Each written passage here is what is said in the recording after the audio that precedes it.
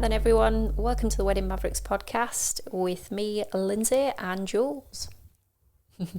This is a podcast for wedding videographers and photographers where we discuss all aspects of running a business, developing technical knowledge and skills, and pushing your creativity.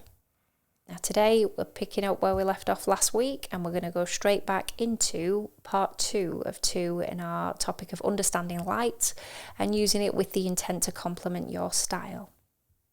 So what we were wanting to do now is just kind of summarise a lot of what we've talked about and then practically how you might apply it on a wedding day. So if we start with ambient light, so the ambient light is typically coming from the sun when we're outside. Obviously inside it could be coming from the sun because it could be coming through windows and doors, etc., or skylights, but it could be coming from artificial lights that are on the walls, on the ceiling, floors, the fairy light type things, whatever. So it's basically the light that's kind of lighting up the room or it's lighting up the outside. And that could either be coming direct or it could be bouncing off things. And so what we want to know, if we've got sort of the ambient light, is it kind of coming directly at you or is it diffused or bouncing off something? And by understanding what kind of qualities that light has, as in, is it diffused by, let's say, the clouds, is it diffused on the inside by a lampshade or something like that, that's going to be very different to whether that is spotting you. Like the sun essentially is just one massive spotlight, isn't it? Put a cloud in front of it, it becomes one massive softbox.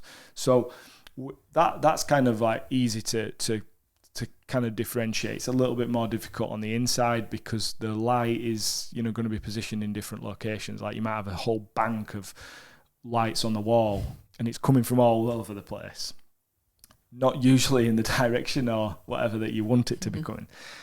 And so that's the important thing. So we need to kind of understand about the direction of light and how that's going to affect things. So we want it to be, is it coming from right above? Is it coming from like an angle at the side? And we will sort of touch more on, kind of the different angles of light that you could use in a second. Shade. So are we in shade? Is your subject in shade? And that's going to be, it's going to create a flatter, less contrasty image, but it's going to be more flattering. And that's why most, think about it. What do we do on a wedding day, Linz? When we're trying to do the group shots and it's a big sunny day, like what are we, people think you're going to want a nice sunny day for group photos. Yeah. Right? What are we doing? I've heard it a number of times just as soon as you kind of announce that there's going to be a group shot or anything like that, there's the usual kind of grumble sort of with people anyway. And like you said, the thing is, people want a fabulously sunny day until it comes to the photographs, because the last thing that the guests want to be doing themselves is looking at you, trying to be told to smile, and they've got a big sun beaming down on the face, and so they're all squinting, or the people with the sunglasses on. Yeah. in your group shot. And then we've got the lenses that go from dark to light, and you're like, can you take your sunglasses off, mate? These aren't my sunglasses.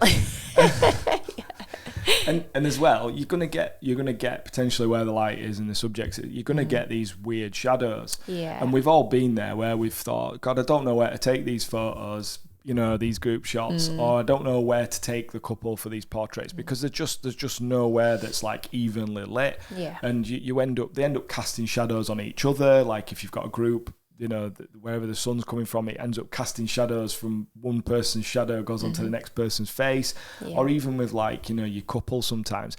And this is why we're all looking for shade, because we know what we're going to get with shade. Yeah. It might not look as nice and it might be flatter and everything, but we know we're going to get these even photos.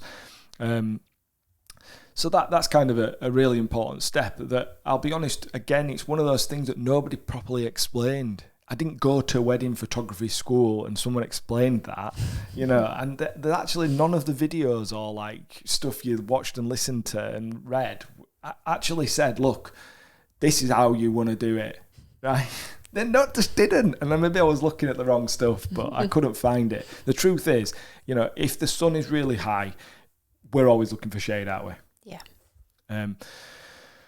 Okay, so exposing for highlights. So let's say you're wanting to create those more dark and moody cinematic style shots. You're wanting the detail in the skies, you're wanting the detail in the dress, because they're probably going to be the two brightest things that you've got in your image on a wedding day.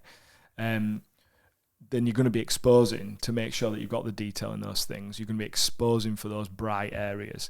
But what you're going to end up with there is you're going to end up with darker skin, and you're going to end up with very dark shadows potentially. But obviously as well, unless you're using some kind of fill light, which we'll mention in a sec, you're going to end up with dark skin. So that's the trade-off. And if that's sort of the look that you're wanting to go for, then that's great. But you've got to understand those things, because just exposing for the highlights but not realizing what you're going to sacrifice in other areas is important. Mm-hmm.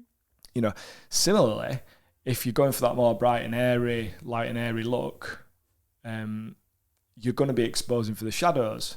So whilst you're going to get that more flattering, flat light, you are going to lose a lot of detail that would be there in, say, the skies. So your surroundings, your environment isn't going to be as part of the photo as it will be if you are trying to balance that light, or whether you're trying to expose for the highlights.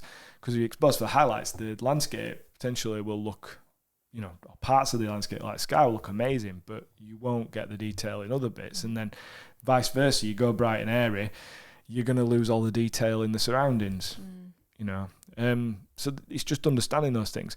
And then there's kind of the way that we've kind of migrated to, which would be like exposing for the skin and trying to get that more natural and true to life thing. Sometimes you'll sacrifice some of the detail in the surroundings, like the sky, things like that. But usually you're going to keep the dress and the skin kind of where you want it to be. And hopefully it looks more natural and true to life. So almost what it would look like, what it looked like when you were there. And the reason we gravitate towards that now is because it doesn't necessarily look as stylized. It doesn't look as dramatic and impactful as either of those bright and airy, or, you know, it doesn't look as, ooh, I like that look. But it means that when they look back at those photos, they're going to be able to see exactly what it was like and not some, you know, interpretation of it, if that makes sense. There's using pockets of light, you know, so that we will definitely do that at times. So it might give that more cinematic and dark and moody look, but basically, you know, if there is a pocket of light, placing a subject in that pocket of light, and then there being a lot of contrast in that scene, as in there's hard shadows and hard light, that can look really great. And especially if you've got some kind of something in the environment that will complement that look. So maybe you've got something architectural or something, it might even be, like at night time on the dance floor. Yeah, exactly. That's giving you the... Or what if you're in a car park and there's naff all, right? Because you're in a really bad spot, but you just want to create a funky looking image. Using pockets of light, areas of dark and shadow to hide the things you don't want them to see, but you want to see the subject, and maybe being able to create by using other objects, buildings or other things to create that shadow. That's pretty cool. Yeah. Backlighting. So we'll typically like think about backlighting, Linz. We use backlighting quite a bit, don't we? Again, it took a while for the penny to drop on exactly how to use that. And when we think about it, we'll use it artificial sometimes. We'll use a flash or use an LED light when we're doing video to do some backlight stuff, and that might light up the subject and silhouette it. It might be that we're using the backlight in a situation where we're using the sun and we're just trying to get like that kind of really warm, ethereal kind of image, kind of glow around them, glow around them. But it's kind of using the sun as a backlight. Do you think it's, as we've introduce more photography into what we do. What That we've to gravitated towards that with the film as well. Yeah. Yeah, I think we did do it, but I definitely think it's become more of a thing for us now. Yeah, definitely. And it's as the style has changed from more kind of like trying to be dark and moody cinematic to being more natural, because we're trying to be more brighter and lighter. So it doesn't really, not trying to get the sun to look like the sun behind them. We're just trying to get it to look like a really bright orange light that's kind of glowing them. So, yeah, you know, and that you're going to use your backlight in a different way. So with light and airy, you're going to use it in the exact same way I've just said. You're getting a bright effect on the opposite side of the face of the camera. So the shadow is like towards the camera, and they'll call, the technical term for this is short lighting. And basically you're focused on, you are focused on the subject, the couple, but you are focused also on the light in the frame, and it makes it ethereal looking. If you were more dark and moody style, then you're going to go a lot darker, and what you're going to do is silhouette the couple or the subject, and you're going to focus on the shadows rather than the light. So the shadow is going to be the thing that your eyes are going to be drawn to, and that creates that passion and that intrigue. And to be fair, we'll use both of these, won't we? Yeah. Usually, if we're doing these sorts of images, we'll do a silhouette one, and we'll do one where we're going bright and airy. Yeah. It's, you know, there are styles within styles, if that makes sense, especially if you kind of don't gravitate towards one or the other for the whole day. Rim lighting. So this is like similar to the backlighting, but it's probably going to be off more of an angle. It's not going to be directly behind them, and it's going to be creating a bit of a glow and a rim around the subject that is going to separate them from the background. It's going to make them kind of pop forward. This is probably something you will do more in like a creative or natural type of photography. Yeah. And maybe some sort of like cinematic, but yeah, that's kind of how that's going to work. And then you've got side lighting, which is again more directional.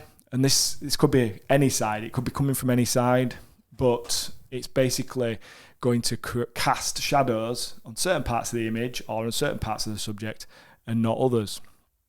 And it accentuates parts of the scene or parts of the subject.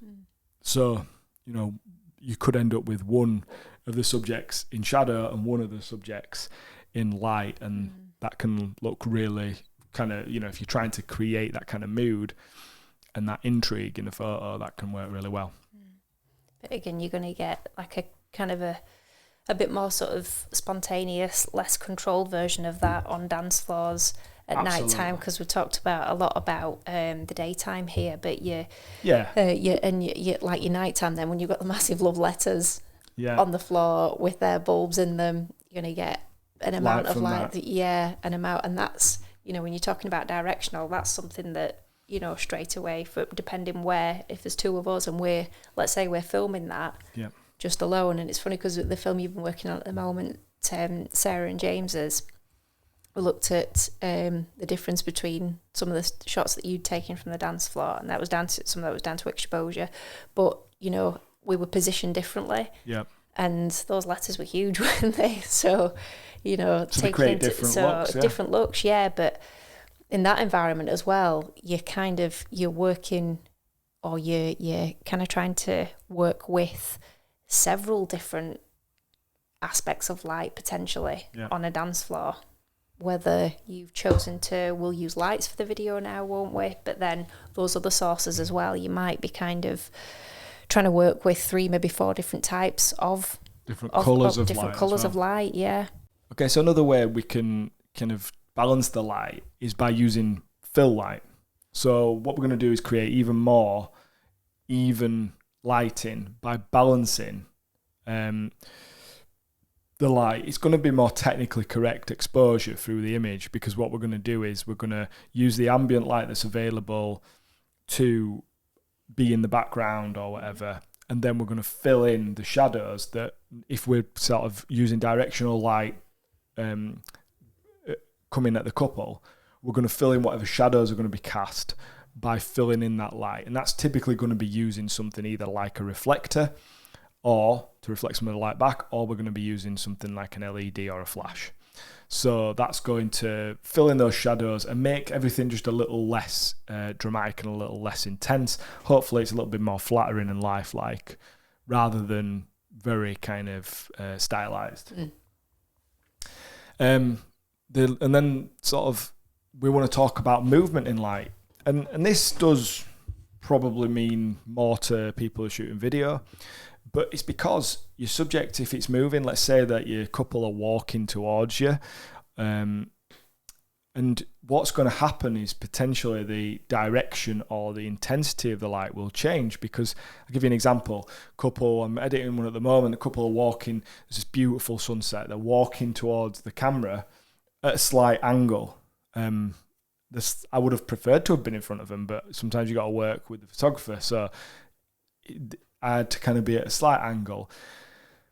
And they're obviously, at one point, they're right in front of the sun, so they're kind of silhouetted, they're backlit, they're totally backlit and it's silhouetted, but then they move out and then you get the sun pop through. So it's about understanding when people are moving or when you're moving, because maybe you might have the camera on a gimbal and you decide that you're going to do some kind of like movement in front of the couple or around the couple, and the position of the sun or whatever light source it is going to change how that image looks. It's going to change how that image exposes. So it's basically understanding or having a foresight to see what's going to happen so that you get the results that you want while that's happening.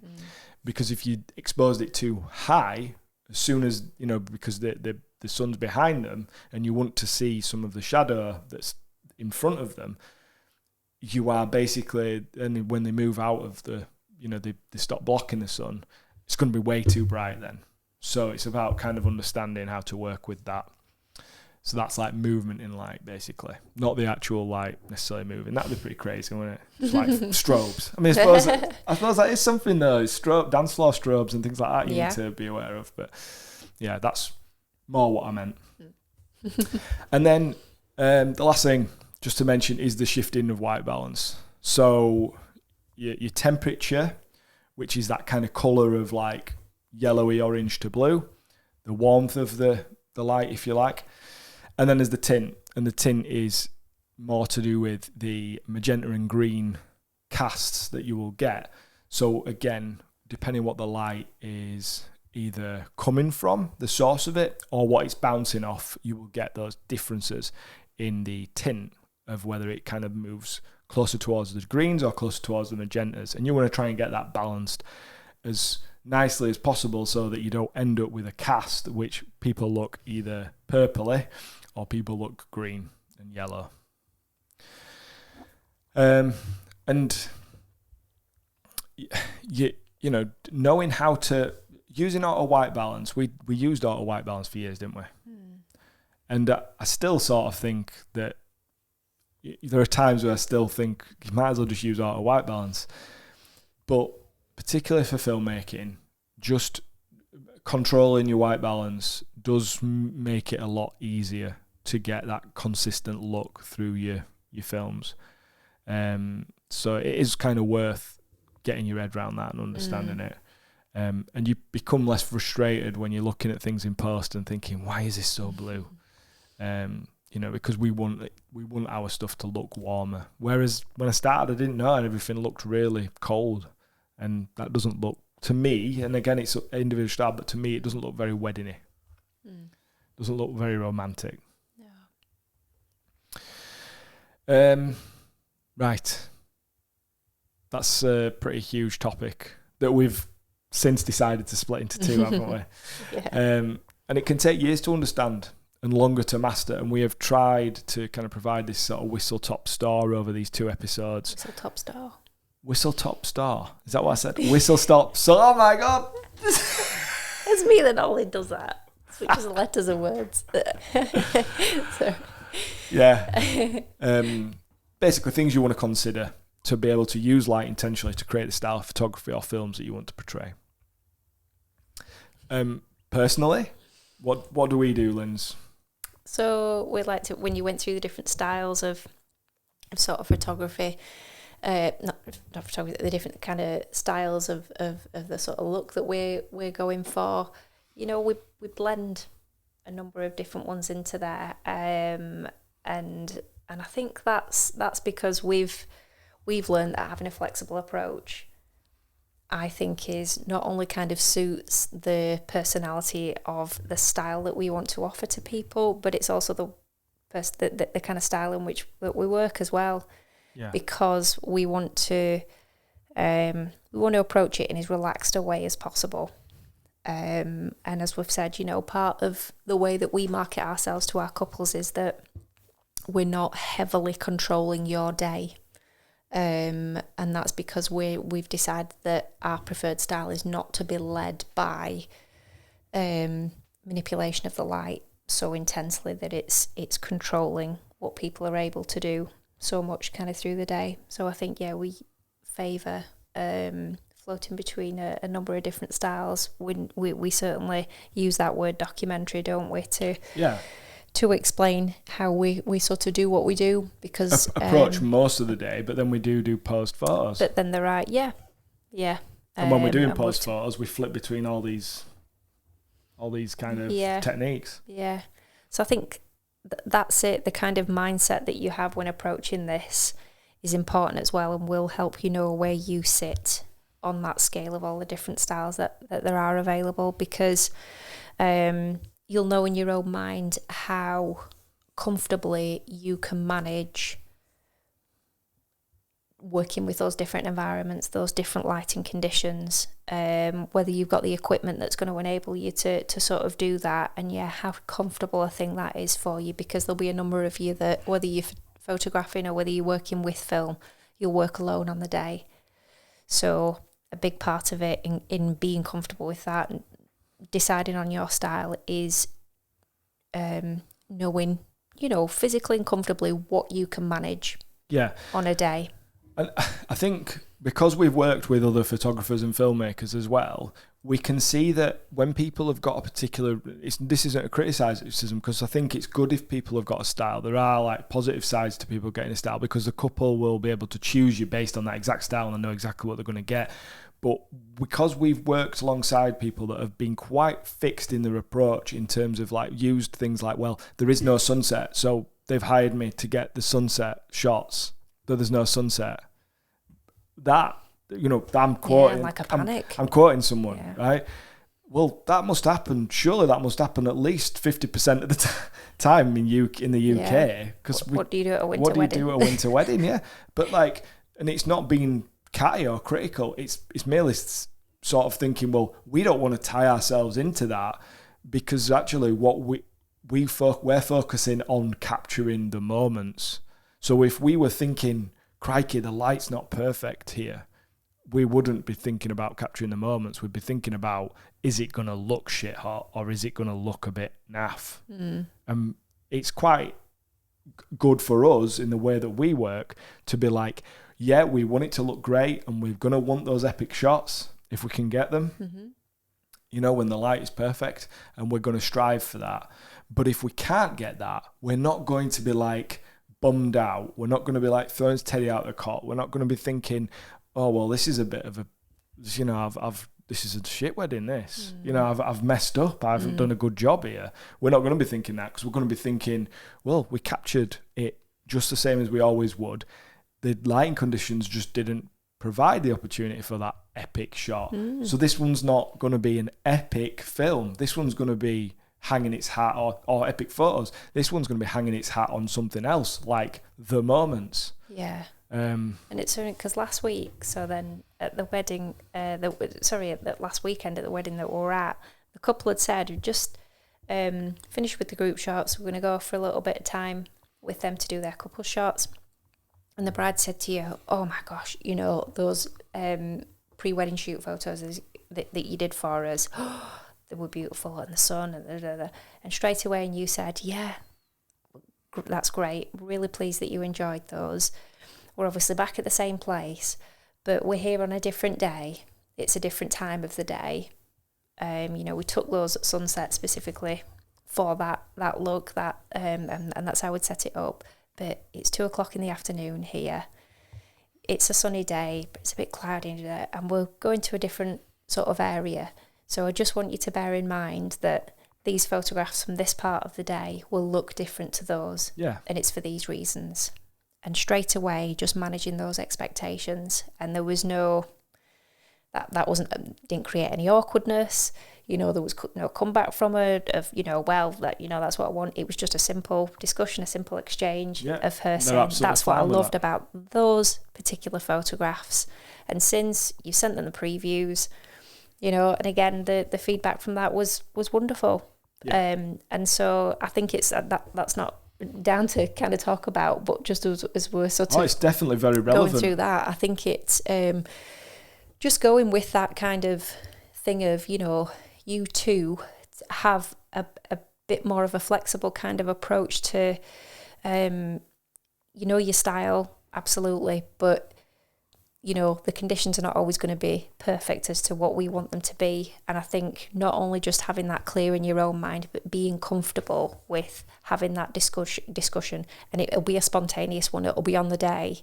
You know, and our photographer had to do it with us on our wedding day, had to say to us, rained, you know, it chucked it down. So I had to say, okay, so the shots now are going to be inside this venue for this part of the day. He came back in the evening after he'd actually gone home to be able to do something a bit sunsetty with us. But, you know, it was fair enough. That's what we understood about the conditions of the day and not a thing that we could do anything about it. So I think that's important as well. Yeah. Feeling comfortable enough yourself that you are not so rigid that you're going to get in a panic when you don't have a sunset that comes out for you. And also that you feel comfortable enough in saying, that's great. I love that you've come to me because you want that, but let's appreciate the day sort of for what it is and let's work with what we've got and we'll create something else that's fantastic, but it will look more like this. Yeah. Yeah. Cool. So yeah, that's, we are blending many styles, aren't we? And that might not be something that you hear many photographers or filmmakers say, because I think in the industry we put so much emphasis on having a style or having a thing. And I do think we've got a style, but as we talked about in the episode where we talked about our why, the why doesn't necessarily, or your style doesn't necessarily have to be just down to aesthetics. It can be down to other things. And if you look at those other things as well, it might just free you up a little bit to feel less chained or, you know, be able to adapt a little bit. Obviously, if you enjoy shooting a certain way and you enjoy a certain aesthetic, that's absolutely fine. I know from our own personal experience, my personal experience of like the first few years of trying to figure out what my style was and getting really annoyed because it never just looked how I wanted it to look. And it would look different on different weddings in different locations with different lighting conditions. And I was always like thinking, but why can't I get it to look the same? And that's crazy. You can't possibly get 2 different days with 2 different locations. You know, some castle or some castle on a beach. It's never going to look the same as some, you know, mountaintop, you know, cabin. Some barn wedding is never going to look the same as some, you know, really, really white, you know, Miami mansion. You know, these things are never going to look the same. You're not going to look the same. A wedding in Greece or Ibiza is not going to look the same as one in, you know, urban streets of London. We've all got to be honest about the fact that the lighting conditions, the environmental conditions will always change the photo. Now, if you shoot in a particularly dark style, you can maybe replicate that a little bit more, or a light and airy style. And I do think that that's why those 2 styles have become those front runners, because it hides the variations in environmental and lighting conditions more than having a neutral style, if that makes sense. But again, you know, it's what you're into.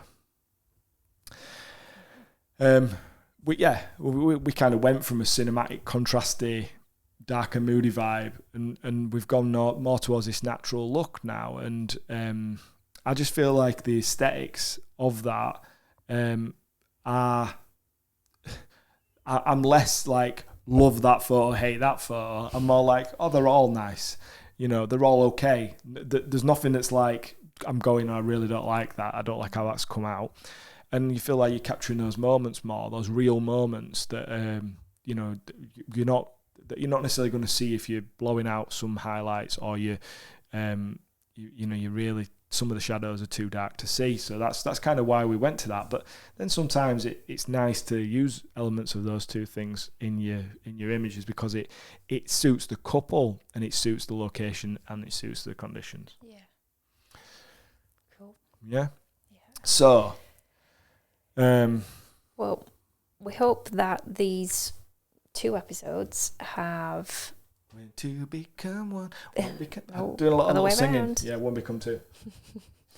We hope this has been helpful for you in whether that's encouraging you to think about the style of the images, the film that you're producing, and how you use light to assist you do that.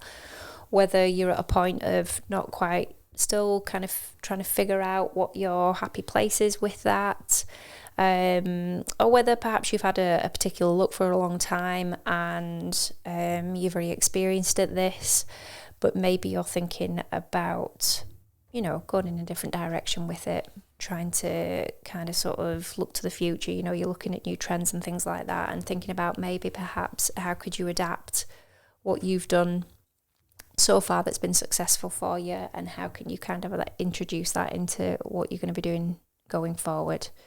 So yeah, hopefully in and amongst these 2 episodes there will be things in there that will kind of give you some food for thought at least, or have in some way been helpful for you. If it has, please, it would be fantastic if you could rate and review this podcast wherever you might listen to them, please. Maybe even share it with a friend or somebody that you know that might well benefit from the discussion that we have. This is great for us because it helps us to kind of grow this community, and we really appreciate your help with that, so thank you.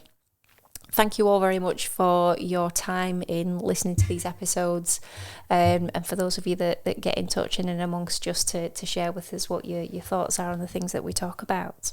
We do appreciate that also. And thanks also to Divine Studios for sponsoring, continue to sponsor the podcast for us. That's great for us. And please don't forget also, just as they've done with us, they work with us on our branding and new website. If that's something that you're considering in the future, if you were to mention the Wedding Mavericks podcast, you would receive 10% off the services that they offer. So that would be very good for you.